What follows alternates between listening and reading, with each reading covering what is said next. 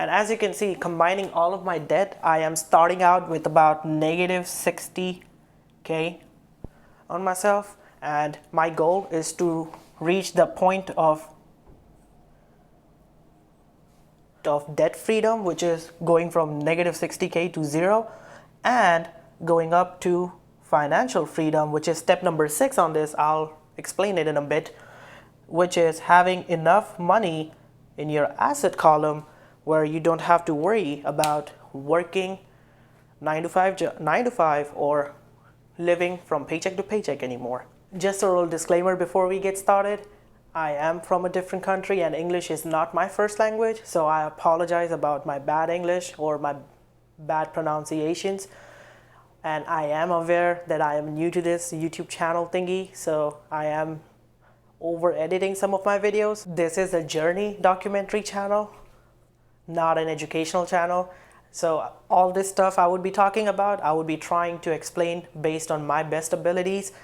Again, I am not a certified official. With that said, let's get started.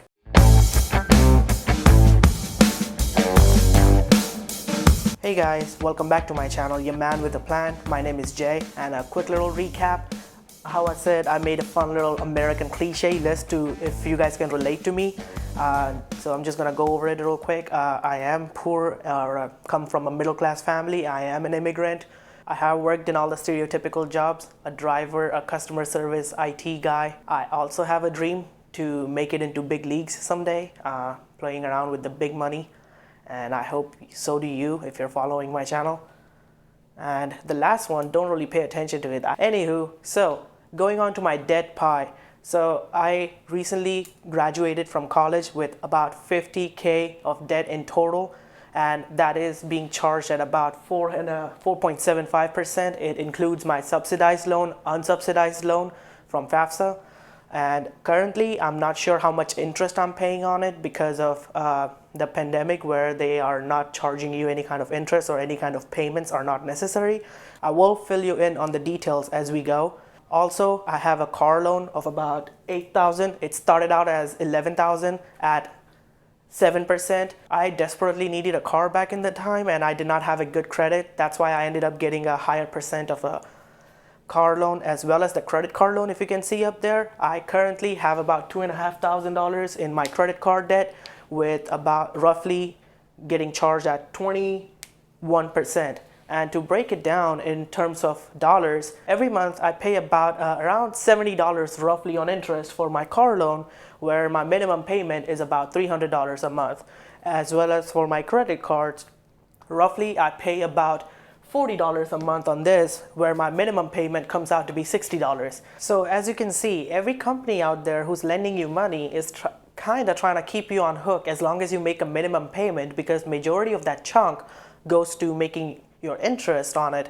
So if you're actually trying to get out of this debt to make as much payments as possible, bigger than just your minimum payments, combining all of my debt, I am starting out with about negative 60K on myself, and my goal is to reach the point of debt freedom, which is going from negative 60K to zero and going up to financial freedom, which is step number 6 on this. I'll explain it in a bit, which is having enough money in your asset column where you don't have to worry about working 9 to 5 or living from paycheck to paycheck anymore. So everyone starts out at step 0, which is financial dependent, and that is the step where basically you're living with your family, or someone else is basically taking care of you or helping you pay your bills in order for your survival. Step number 1 is, I call it being aware. This is just the most basic step, which a lot of people have a vague idea about, but I would prefer if they have a clear-cut idea so that they could know on where they stand and on where they want to go. It could be your weekly expenses, your monthly expenses, or your yearly expenses, but just having a clear idea of how much money are you earning versus how much money are you spending, and what are you doing with your leftover money. Step number 2 is what I call financial solvency. This is the step where you're actually making enough money to pay all your bills on time and having no additional savings. So in a nutshell, this step is kind of like living paycheck to paycheck. And this was the step I was at before I stopped working. So step number 3 is the financial stability.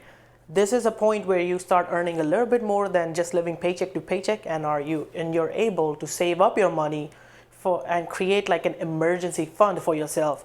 That emergency fund could be roughly about 1 to 3 times of your monthly earnings, and you could have that money saved up in your savings account or something to be used in times of crisis, like your car breaking down, some kind of health emergency, anything. Step number 4 is the point of debt freedom, and that is the point I am going to be trying to reach in the next couple of years, going from negative 60K to 0, trying to get rid of this whole pie and pay off all of my debt. Step number 5 is financial independence, and this is the point where you start having more and more money into your asset column rather than your liabilities, and this is where you start saving as much as possible and try to invest that money to protect that money from inflation. Historically,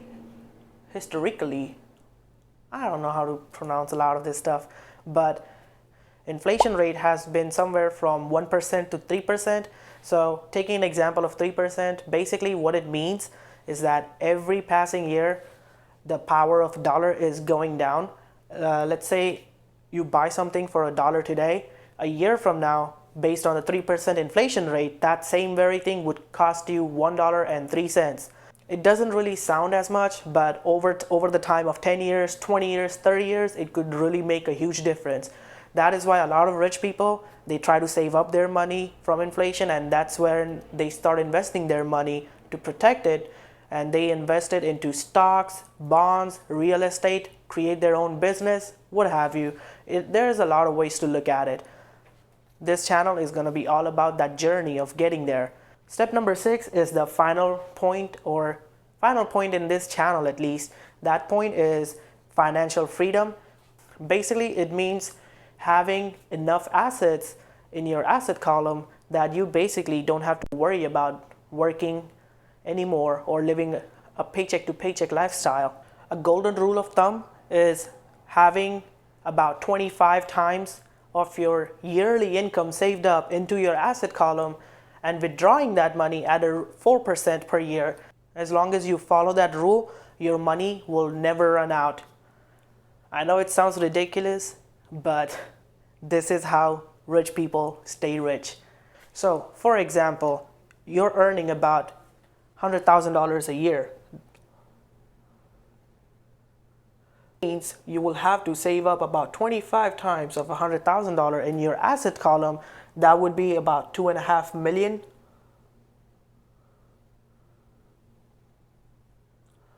And as long as you withdraw 4% of that asset every year, which would equal back to $100,000 a year. Once you reach that point of financial freedom, it basically means you don't have to work anymore, but it doesn't mean that you should not. It just comes down to you, like if you really want to or not. Because if you really want to, if you really love your job and if you like to work, then keep working. And this could work out as your way of protection money, where if some other crisis come up like this pandemic or any other huge recession, or you get laid off or whatever happens, you don't have to worry about finding another job as soon as possible.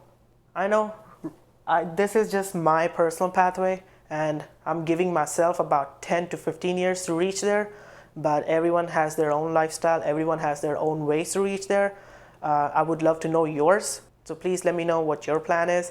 In the next video, I will be going over what is my plan for this weight loss program I'm going to follow, and track my journey in that department as well. So far, I'm having a hard time cutting back from soda, but still I'm making some progress, as well as I have started to track my macros and my micros in terms of what I'm eating. And if you're really serious about weight loss as well, I think you should do that as well. There are a lot of apps out there who help you track that, and just download one of those and see how much calories you eat. But if you're actually trying to lose weight, the goal here would be to eat less calories and burn more calories on a daily basis, and letting that compound effect work. Speaking of which, power of compounding can be really huge, and it could be applied to anything. If you're trying to look at it from a weight loss perspective, or if you're trying to look at it from a investing perspective. I know investing money is not really everyone is into, and it comes with all its pros and cons. People think that if you invest money in stocks, you're just gonna lose it. It does not have to be that way.